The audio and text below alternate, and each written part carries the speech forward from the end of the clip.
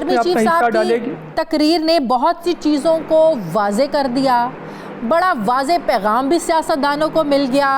جس کے بعد اب دیکھا جائے تو بال جو ہے وہ سیاستدانوں کے کورٹ میں ہے کہ انہوں نے ساتھ بیٹھنا ہے یا ساتھ نہیں بیٹھنا ہے، یہ جو ایک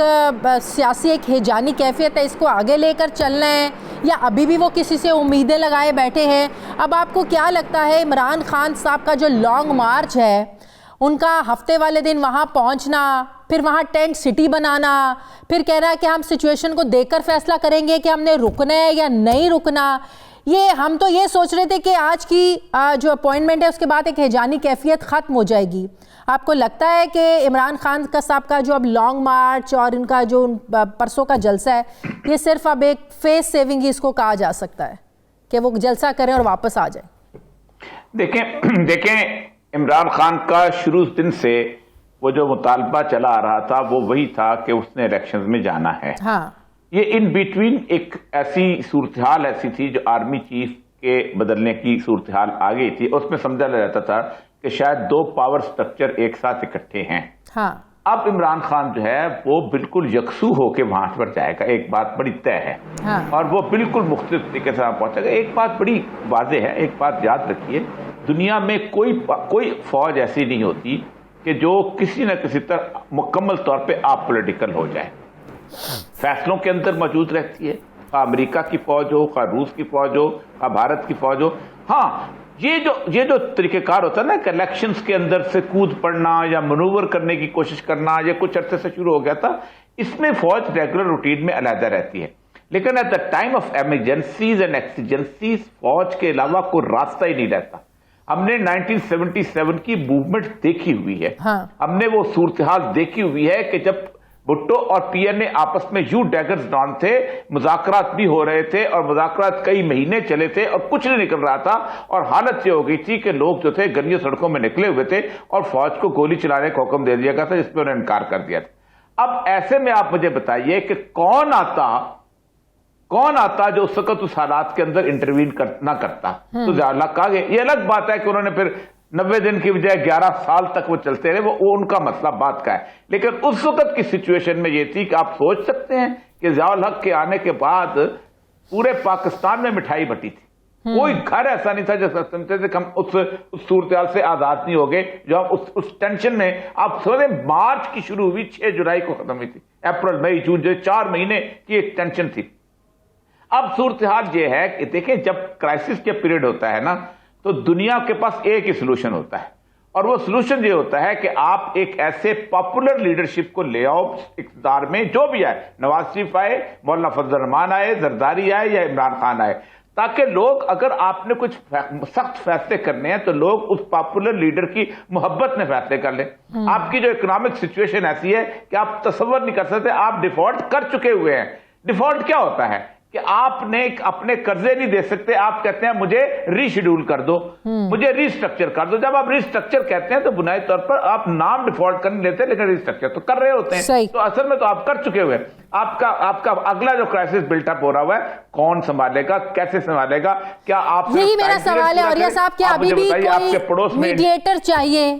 ابھی بھی کوئی ایسی پرسنالٹی ہمیں چاہیے جو بیچ میں پڑھ کے ان تمام معاملات کو جو ہے، اب ظاہر ہے کوئی بھارت سے تو آئے گا نہیں، کوئی افغانستان سے تو آئے گا نہیں، کوئی ملک کے اداروں کا کوئی بڑا کوئی بیٹھے، حکومت ان کے ساتھ بات نہیں کرنا چاہتی ہے، پی ٹی آئی والوں کے ساتھ، خان صاحب ان کے ساتھ بات نہیں کرنا چاہتے ہیں، کوئی تیسرا ادارہ، کوئی اہم شخصیت بیچ میں بیٹھے گی تو آپ نہیں سمجھتے تبھی معاملات سالو ہوں گے؟ آپس میں تو یہ بیٹھنے والے نہیں ہیں۔ اولیاء صاحب ڈیفینیٹلی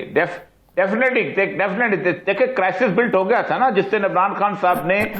اسپیکر نے کہا تھا کہ میں اس پہ ووٹنگ نہیں کراتا، نو کانفیڈنس موو میں، تو ایک ادارہ بیچ میں آیا نا، وہ کون آیا تھا؟ وہ سپریم کورٹ آیا تھا، ٹھیک ہے، اور سپریم کورٹ نے اس کے بعد گھر بھیج دیا، سارے کا سارا ووٹنگ کروائی، کہا 12 بجے تک ووٹنگ کرو۔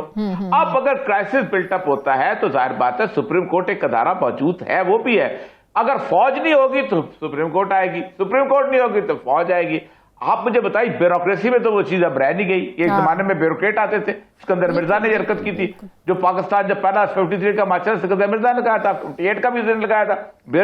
اب مسئلہ یہ ہے کہ آپ کا لے دے کے آپ کے پاس رہے گی سپریم کورٹ، کہ فوج کو تو آپ نے دونوں پارٹیوں میں مل ملا کے اتنا گندا کر دیا ہے. پہلے نواز شریف صاحب بولتے رہے باجوہ صاحب کے خلاف, پھر یہ بولتے رہے سب کچھ. اب تو ظاہر بات ہے آپ کو اگر عمران خان صاحب کا دھرنا طویل ہوتا ہے, اور یہ دھرنا عمران خان پاکستان میں دنیا کا کون سا ملک ہے جہاں دھرنے نہیں ہوئے؟ آپ کو پتا آئس لینڈ کی گورنمنٹ کیسے گئی تھی, آپ کو پتا یوکرین کی 2014 میں گورنمنٹ کیسے گئی تھی, آپ کو پتا ہے ارجنٹین کی گورنمنٹ کیسے گئی تھی, آپ کو پتا ہے میکسیکو کی گورنمنٹ کیسے گئی تھی. یہ پولیٹیکل پروسیس ہے دھرنا. اس کے اندر ہوتا یہ ہے کہ ایک ڈیڈ لاک کریٹ کیا جاتا ہے, اپوزیشن کریٹ کرتی ہے, اس میں سے کوئی نہ کوئی میڈیٹر آ جاتا ہے. تو بعض دفعہ ہوتا ہے اپوزیشن والے گورنمنٹ خود ریزائن کر دیا, آؤ بھائی الیکشن میں جاتے ہیں. تو لیکن ہمارے ہاں یہ روایت رہی نہیں ہے نا, ہم نے ماضی کے دھرنے بھی دیکھے, ماضی کے احتجاج بھی دیکھے, ہماری تاریخ یہ نہیں رہی ہے سر. ہمیں وہ قادری صاحب والا بھی 2012 کا دھرنا یاد ہے, بڑے سینسیبلی جو ہے نا پیپلز پارٹی نے اس کو ہینڈل کیا تھا, اور جو مطالبات تھے جس طریقے سے ڈٹے ہوئے تھے قادری صاحب, بڑے طریقے سے ان کو واپس بھیجا تھا. شاہد لطیف صاحب, کل کی باجوہ صاحب کی تقریر کے بعد اب جو ایک سیاسی ڈیڈ لاک تو ہمارا لگا ہوا ہے, آپ کو لگتا ہے کہ فوج کو بیچ میں آنا چاہیے, ملکی مفاد کے لیے آنا چاہیے؟ ظاہر ہے اس ملک کی سیاسی جماعتیں ہیں, فوج بھی اس ملک کی ہے, مسائل بھی اس ملک کے ہیں, تو ایسا تو نہیں ہو سکتا کہ اگر یہ سیاسی گتھم گتھا ایسے ہی چلتا رہے اور پھر ہم کہیں جی فوج کو انٹرفیئر نہیں کرنا چاہیے, اور ایسا بھی نہیں ہو سکتا کہ اپنی مرضی سے جو ہے نا یہ فوج کو بلاتے رہے انٹرفیئرنس کے لیے, اپنے مسائل کے حل کے لیے, اور جب وہ فوج آنا چاہے, ان کی میڈیشن کروانا چاہے, اور آگے جا کے آپ الزام تراشی شروع کر دیں کہ فوج مداخلت کیوں کرتی ہے؟ دیکھیں جی, میں یہ سمجھتا ہوں کہ ملک میں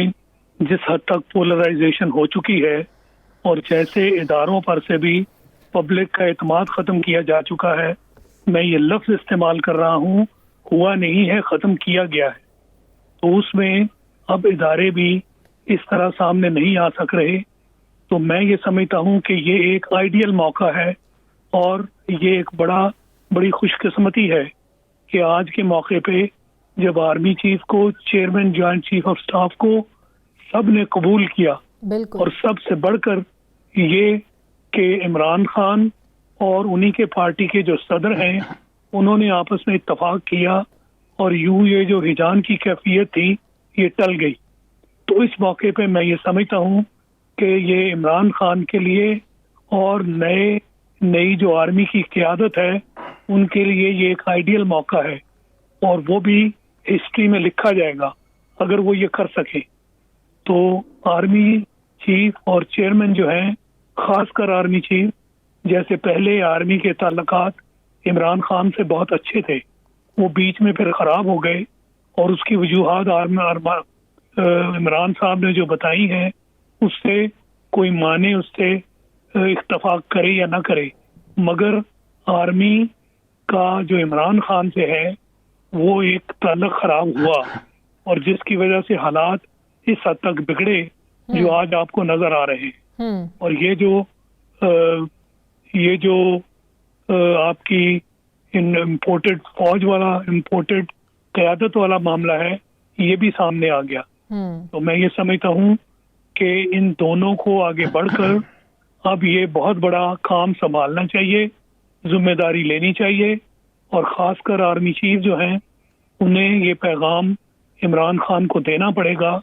اور یہ جس معاملے میں ہم پھنسے ہوئے ہیں اس معاملے سے ہم بچ سکتے ہیں,